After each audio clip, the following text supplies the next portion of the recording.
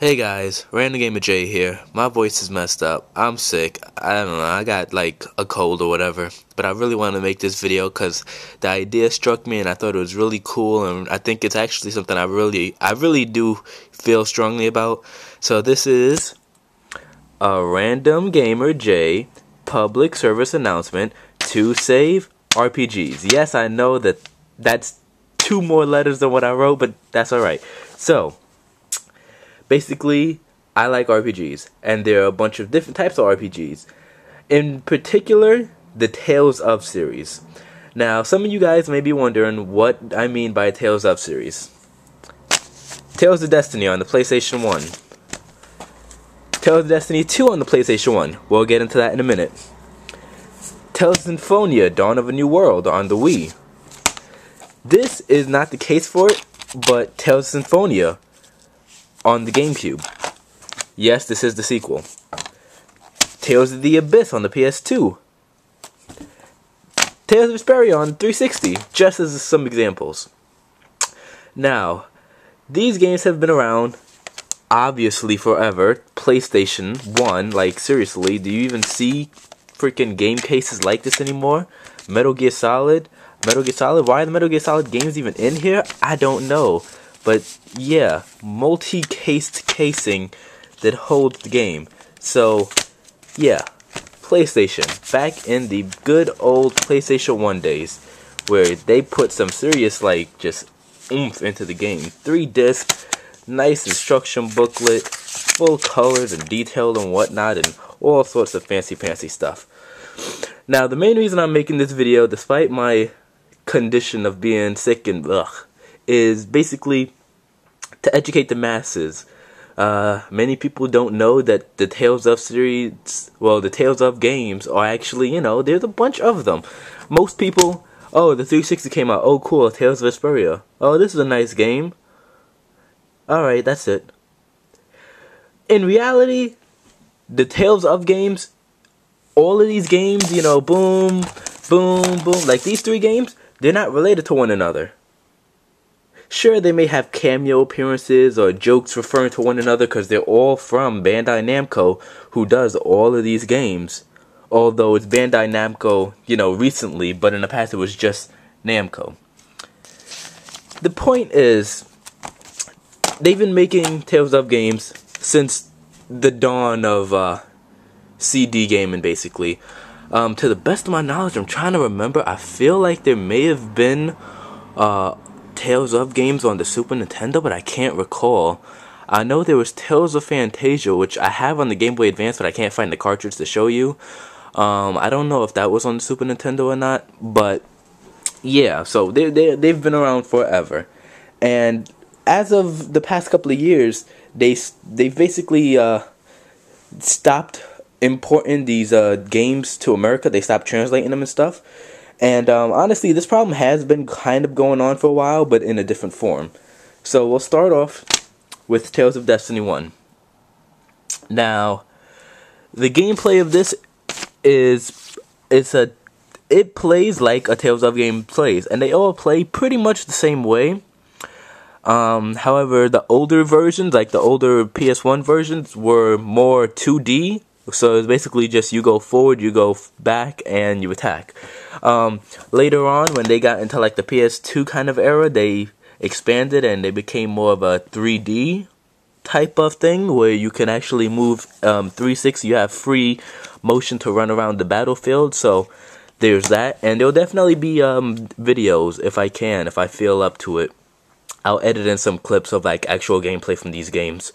But so Tales of Destiny 1, an amazing game, lots to do, great storyline, great characters, amazing twist, and blah blah blah. Cool game, right?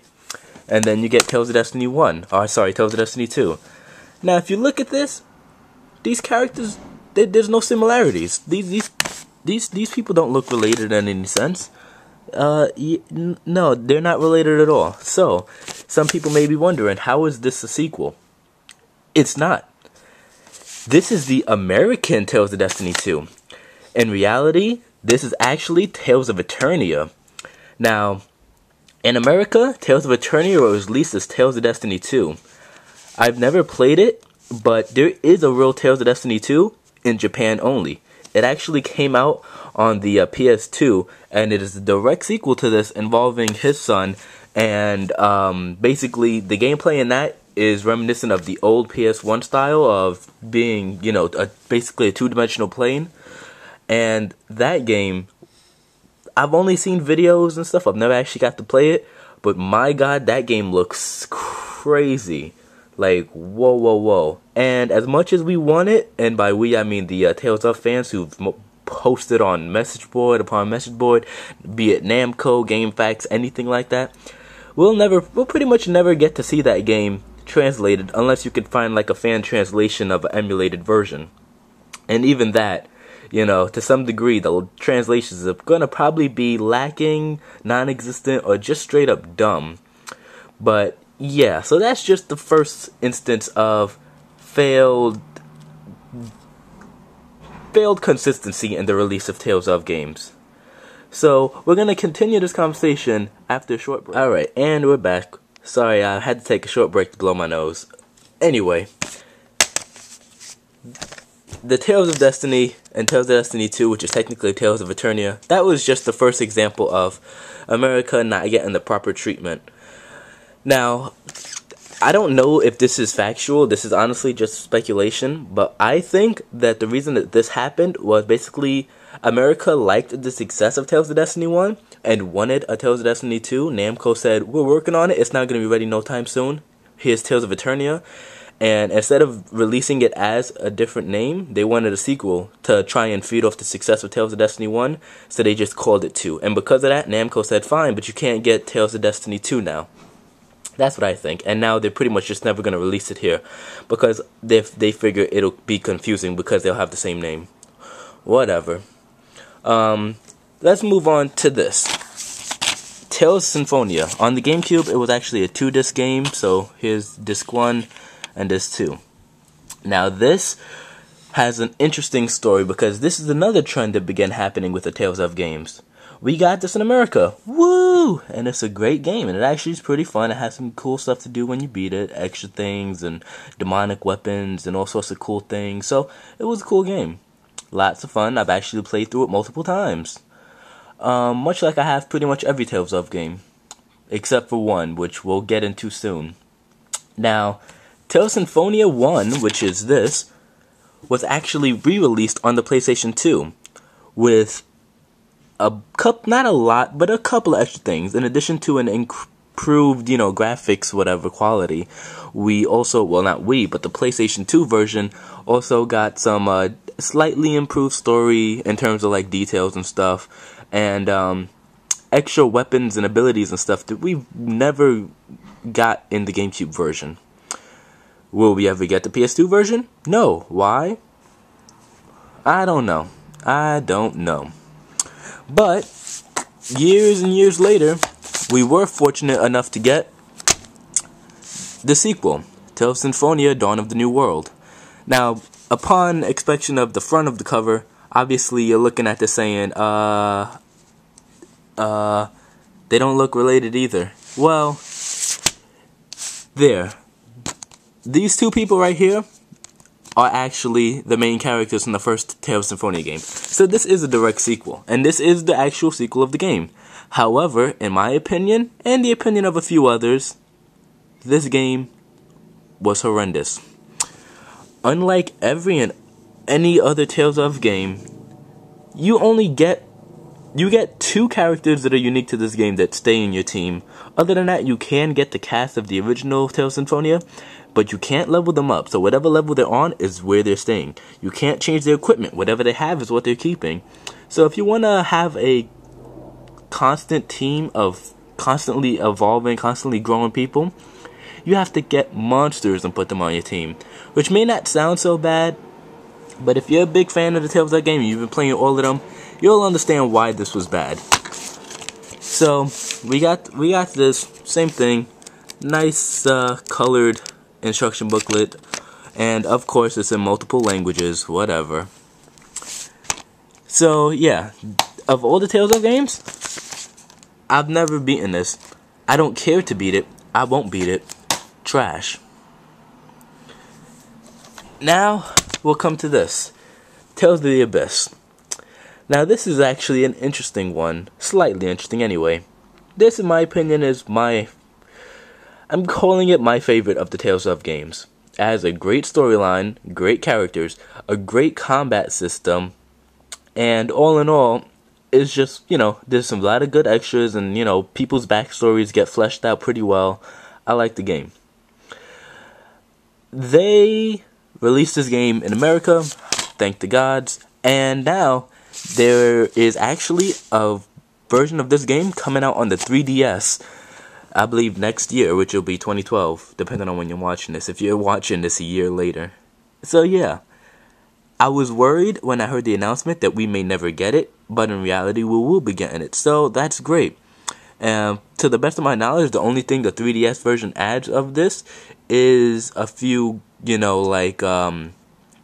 graphical improvements in terms of adding the 3D, which honestly, I've seen some footage of it.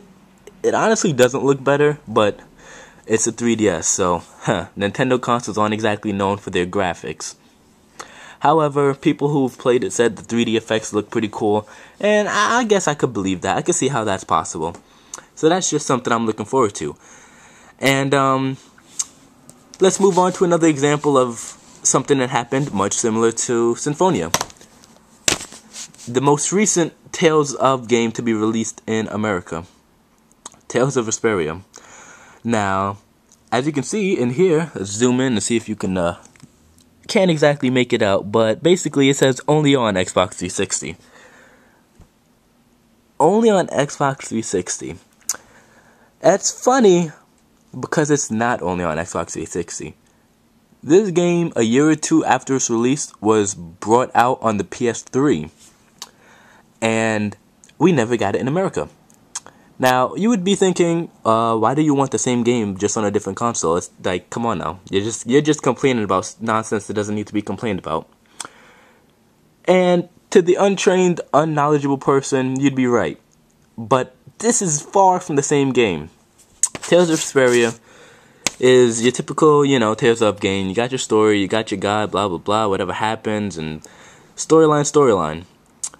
Throughout the course of this game, though, you constantly run into this guy. Storyline-wise, he's your friend, blah, blah, blah, and trying to be as, spoiler-free as possible. You run into him a couple of times, and every now and again, you whatever, have some interactions with the guy via conversations and stuff.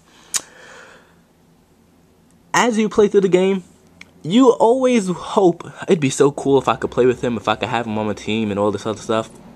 PS3 version, you can play with him, and you can have him on your team. Boom. Instantly a huge change. He has his own moveset, completely unique from the main character of the game. Also, the PS3 version has a completely new character that wasn't even in the 360 version, which means that person has a backstory, that person has her own set of weapons and quests related to her and things, so that fleshes out the story even further. That makes the game longer and more enjoyable and gives you even more to do. So why didn't we get it? Honestly, it's probably because this game didn't sell too well. And why? Because this game was released on the Xbox 360. For some reason, the main series of Tales of games and stuff never really hit the PS3 in America. They always brought it to the 360. It didn't do good because the 360 is more for FPS than it is for RPGs. And so now, Bandai Namco of America pretty much thinks there's not enough of a market here. We're not going to bring the games over. Which is why the past couple of Tales of games that have come out never made it to America, despite the fact that they've actually been released on the PS3. So yeah, that brings us to our next point, or my next point. Tales of Graces. Now, to discuss this, we're just going to take a quick break. I'm going to get some stuff set up, and we'll be right back. Alright, so we're back. And I'm sure y'all probably thinking to yourselves, why are we on the PS3? Well, like I said, all the Tales of games that have come out as of lately have been released purely on the PS3, purely in Japan. Now, I have a Japanese PSN account, and therefore I'm able to download demos of Japanese games, much like the Japanese demo for Tales of Graces F. Now, the story of Tales of Graces is an interesting one. This game was actually released on the Wii in Japan, of course, and basically it never actually came to the States like it was supposed to. Instead, in Japan, they made an improved, redesigned version of the game. Not completely redesigned, just, you know, tweaked and obviously graphically improved. Called Tales of Grace's F. What's the F stand for? I don't know. Tales of Grace's Future. Well, that sounds like a sequel. Basically, it's the same game. It's just, it looks better. And this game, believe it or not, is coming to America. Yeah. So, in the first quarter of 2012, so somewhere between January and March, we will be getting Tales of Grace's F on the PS3 in America. And this game, I've only played the demo like 3 times, is really good. I like this. I haven't seen anything too like I don't know how to put it. The battle systems in certain Tales of games have like things that are unique to only that game. Like Tales of the Abyss has like these these little circles that pop up that if you do attacks in the circle, they change attacks. And then things like Tales of Vesperia has different types of colors that give you a fatal strike, things like that. I'm trying to think. I can't remember if this game has anything like that, or at least in the demo. But the characters, their fighting styles are like the most unique thing I've ever seen. Obviously, you still have your typical sword using male main character protagonist, but yeah. So now we're gonna go hop into the demo for Tales of Grace's F. Now, there's also another Tales of game recently released in Japan called Tales of Xillia, Xillia, I believe.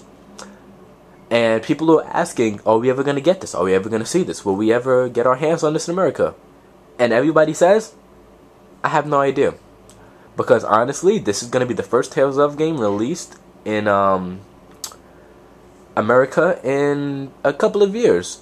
So basically, Bandai Namco is just going to release this, and basically it's going to be a test to see how well the game sells and how much money they can still make off of the Tales of series.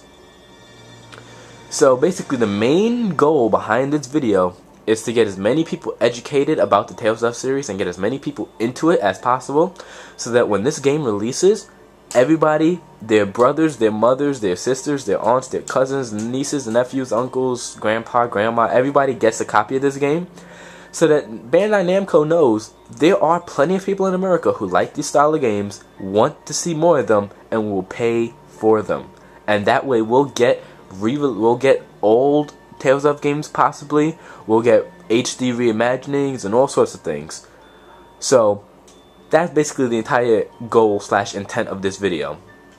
Now let's go hop into Tales of Grace's. And obviously it's all in Japanese, but I've played through this 3 times, and there is a fan sub of this, but the fan sub was removed. There was a fan sub of like an emulated version or something. I played it through while reading the translation, so I know everything that's being said.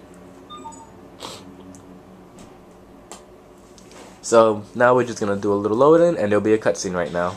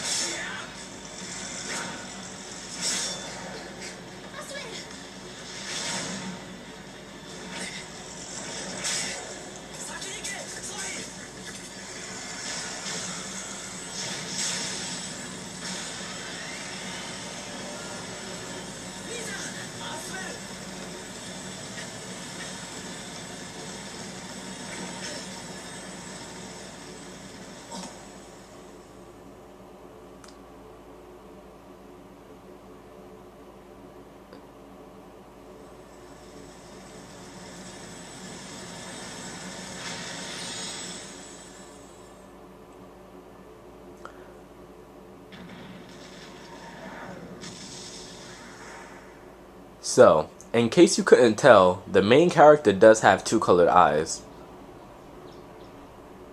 こは一体どこだろう。とにかく早くここを離れましょう。残念。シャトルが壊れちゃってんだよね。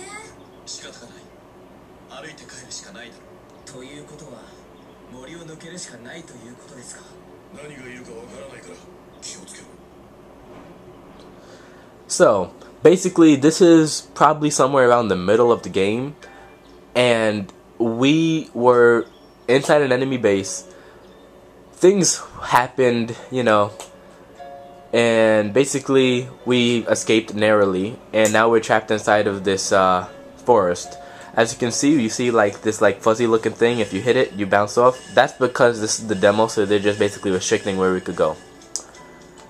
Now, here you see everybody's actually level 65, which is like, why are they so damn strong in this demo? I don't know. Now, as you see, you have a full cast. The full cast is available to you, and we're just gonna go fiddle around and change up some of our characters. Just gonna go through some of this stuff so I could get the tutorials and things out of the way. So, now here you have your characters. And oh sorry, why did I exit? You have your characters, and this is your entire cast. And this is also a character design of the cast.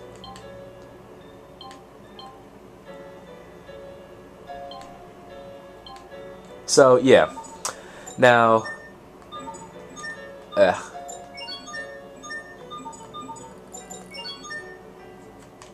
so as you can see, the main character here uses swords. This chick uses like these giant like fist gloves type things. This dude is a fencer. She uses like these really like big like broadsword type swords. This guy uses like a sword that turns into like a bow and arrow. This dude uses what looks like a sword but actually has like weird boomerang properties. So we're gonna put him on the team because he's really unique. And she's an additional spellcaster type person. So we're gonna mix up our team a little bit. And we'll put him there. We'll put, let's see, what's our team looking like? We'll put him in there. And I think we'll leave our party looking like this for now. So throughout the course of this demo, you can explore this forest and, you know, find monsters to fight and stuff, and items and things. Now, in addition to the regular items you find, you can actually get an additional weapon for each character that looks really cool. So now this is actually a demo, so they're going to tell you how to use your art attacks. And then they tell you basically that if you're using different directions while you use it, that's how you do your other moves. So this is what I was referring to when I said you have free reign to move.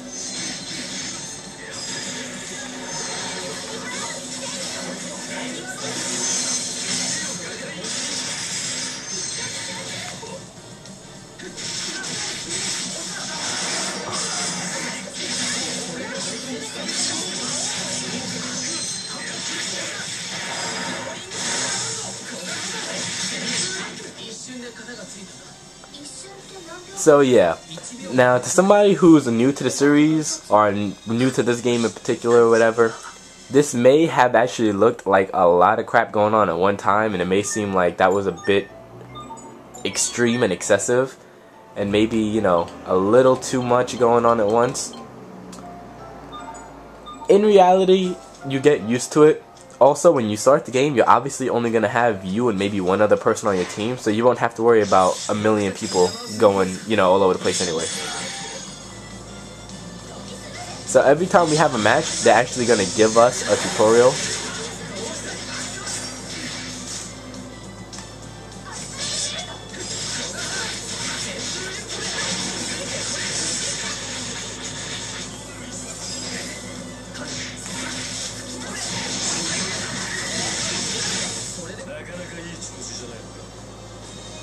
So let's see if we can't maybe try and... Alright, well, here's another thing. If you look in the bottom left corner, you see it says select and there's some writing. That's a skit. So basically that's just like a internal conversation between certain characters. And they're just, you know, discussing things that are happening, you know, either at the moment or whatever. Sometimes it's storyline related, sometimes it's just for, you know, the pure comedy of it. Right now they're referring to how the main character is really protective, and how they're saying that the blonde haired guy is also kind of protective and he acts, you know, similar to the main character. Other than that, this is just, you know, conversation between the characters. Let's see. No. This is the menu. Ah, this is what I was looking for.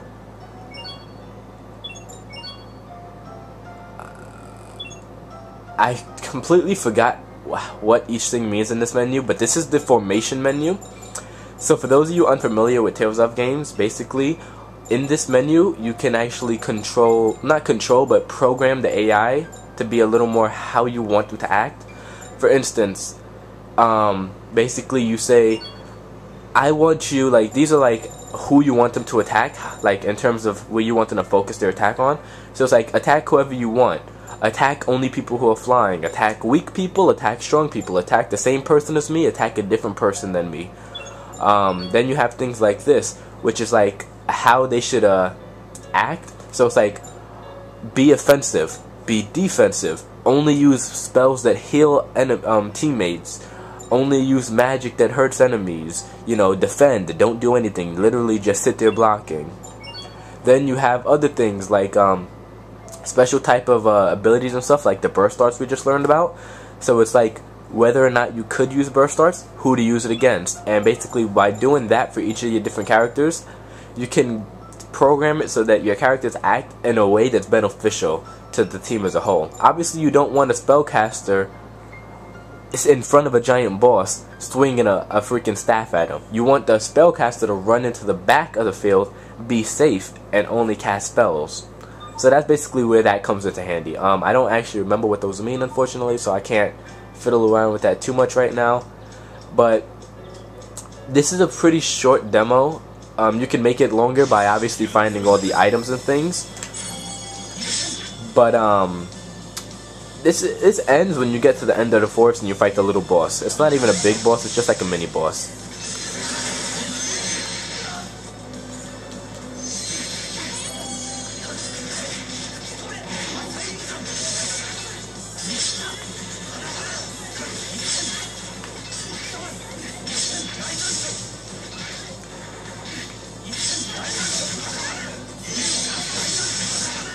Also, in the middle of battle, you can actually change who you're using, which is really cool. So it allows you to get basically a feel for each one of the characters.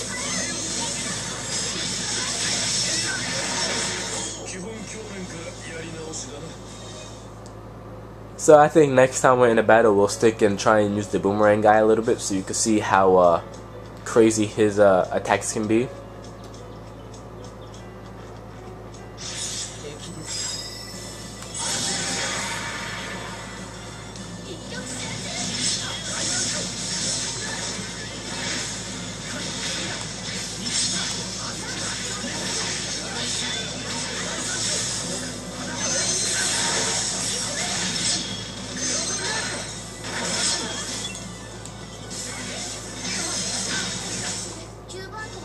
The only reason I didn't switch to the boomerang guy was because we were doing a new like Axel mode type stuff, and I wanted to make sure you guys saw that in case you were interested. Alright, so now we can actually use this.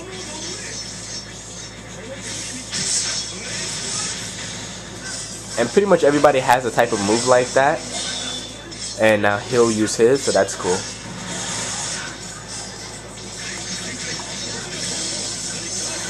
And this dude actually hopped on his boomerang sword and rode it. Like, how cool is that?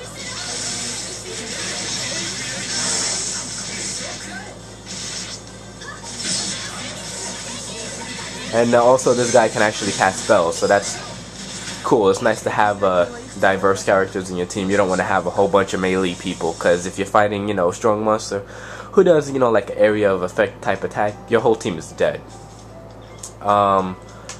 Alright, we've been running really long in this video, so just for the sake of time, I'm gonna try and just run straight to the boss and end it. That is one of the other items I was referring to.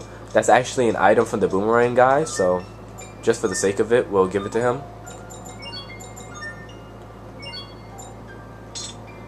Also, everybody has, you know, armor and items and accessories and stuff. You know, typical things. And you have your items like this will heal 50% of somebody's HP. This will relieve status ailments, and this will revive somebody from the dead.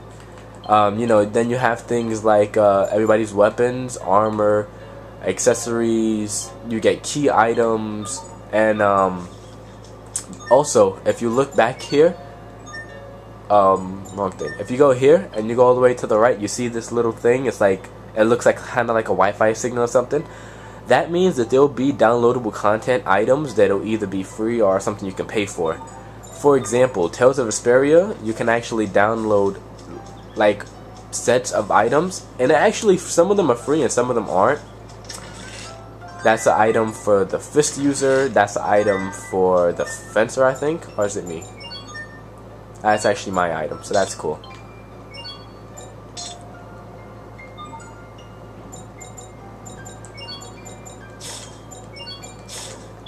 And mix up the team a little bit.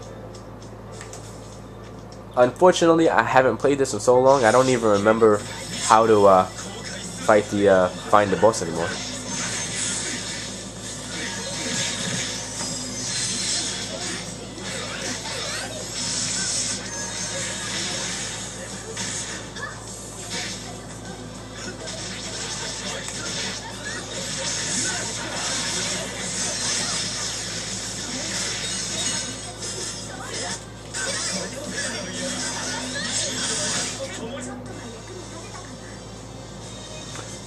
So yeah, as you can see, when you get some really strong spells and your spellcasters on your team, the battlefield can get really hectic and really crazy.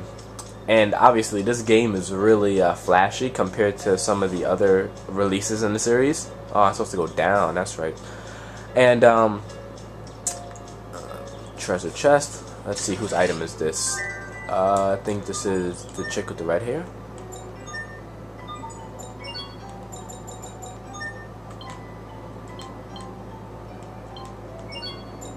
There we go. Alright.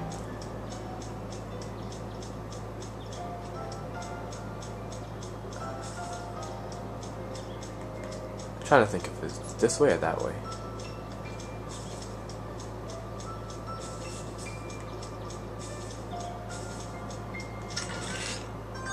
Okay, I came across another item, which is cool. I'm actually kind of getting a little lost in the forest, looking for the boss to end the demo. I think this is it. Yeah, there we go. So there's a giant dragon type monster, and basically now that you've seen that, you can either walk away and, you know, keep fighting and finding more items, or if you go fight the boss, that'll be the end of it. So this is where the demo's gonna end now.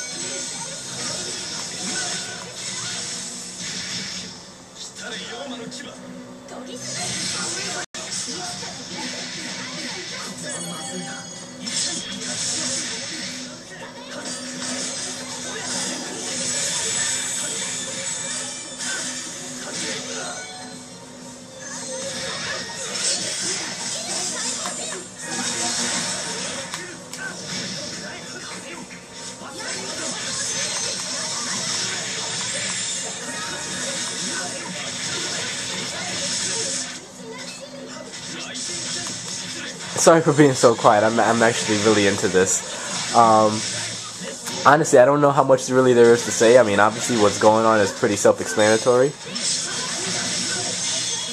Use his special so you can see his.